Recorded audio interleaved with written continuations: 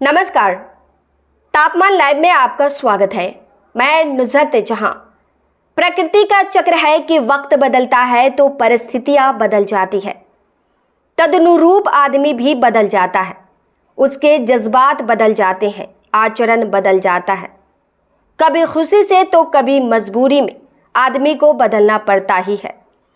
राजद के स्वाभिमानी समाजवादी प्रदेश अध्यक्ष जगदानंद सिंह को भी वक्त के अनुरूप बदलना पड़ गया। कैसे और किस रूप में? तापमान लाइव की इस प्रस्तुति में उसी पर प्रकाश डाला जा रहा है। आज से 24 साल पहले जगदानंद सिंह के व्यक्तित्व में राम मनोहर लोहिया और कर्पूरी ठाकुर के आदर्शों की स्पष्ट झलक दिखती थी।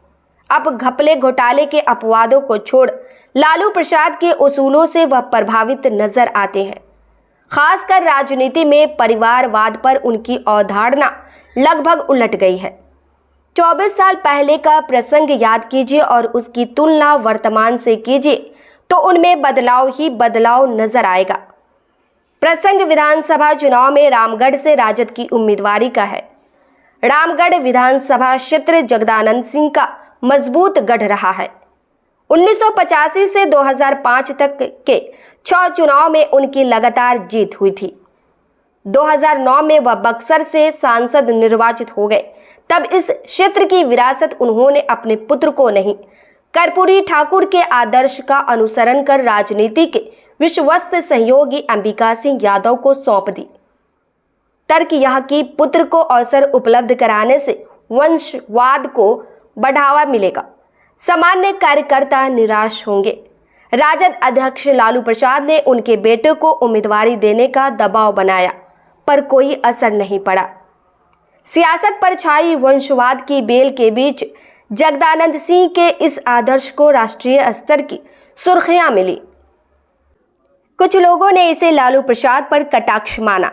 जो हो, जगदानंद सिंह लंबे समय तक इस पर कायम नहीं रह पाए। बीच के घटनाक्रम में सुधाकर सिंह पिता से बगावत कर 2010 के चुनाव में भाजपा का उम्मीदवार बन गए। इसे अपनी शान से जोड़ जगदानंद सिंह ने रामगढ़ में लाठी गाड़कर राजद प्रत्याशी अंबिका सिंह को जीत दिलवा दी।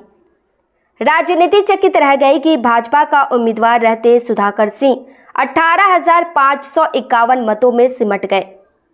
उस हार के बाद लंबे समय तक पिता और पुत्र के रास्ते अलग रहे। अंबिका सिंह यादव 2009 के उपचुनाव और 2010 के चुनाव दोनों में निर्वाचित हुए। 2014 में जगदानंद सिंह बक्सर संसदीय क्षेत्र में पराजित हो गए। उस हार से परिस्थितियां पूरी तरह बदल गई।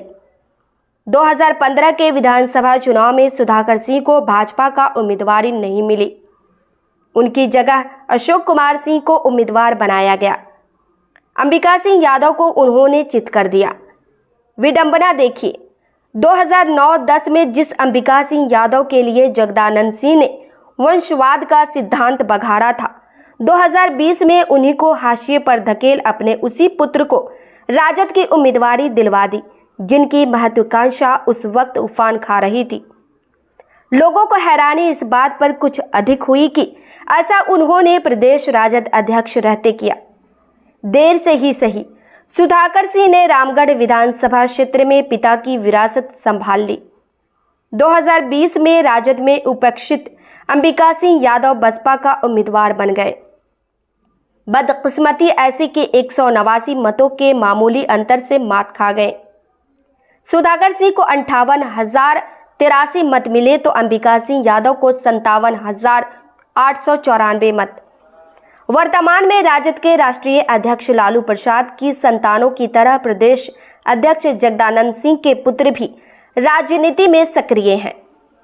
विश्लेषकों की समझ में अभी की राजनीति का जो चरित्र है, उसमें उनकी इस सक्रियता को किसी भी दृष्टि से अनुचित नहीं कहा जा सकता। जगदानंद सिंह के 4 पुत्र हैं। बड़े पुत्र दिवाकर सिंह सरकारी सेवा में हैं। उनके बाद वाले सुधाकर सिंह पिता की राजनीति विरासत संभाल रहे हैं।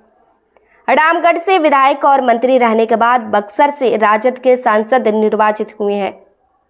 उनके ही विधानसभा की सदस्यता छोड़ने से रामगढ़ में उपचुनाव होना है।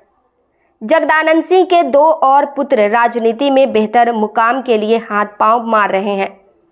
तीसरे पुत्र डॉक्टर पुनीत कुमार सिंह गया स्नातक क्षेत्र से विधान परिषद का चुनाव लड़ चुके हैं। राजद उम्मीदवार के रूप में हार का मुंह देखना पड़ गया था। सबसे छोटे पुत्र अजीत कुमार सिंह जदयू के प्रदेश महासचिव थे। लगभग 1.5 माह पूर्व उससे अलग हो गए। रामगढ़ में उपचुनाव की स्थिति बनी। उम्मीदवारी की चाहत लिए लालू प्रसाद के जन्मदिन पर राजद में शामिल हो गए। उपचुनाव की तारीख अभी घोषित नहीं हुई है। घोषित होती है तो अजीत कुमार सिंह को राजद की उम्मीदवारी मिलेगी, इसे तय माना जा सकता है। इस प्रस्तुति में बस इतना ही। फिर मिलते हैं ऐसी ही दूसरी किसी खास खबर के साथ।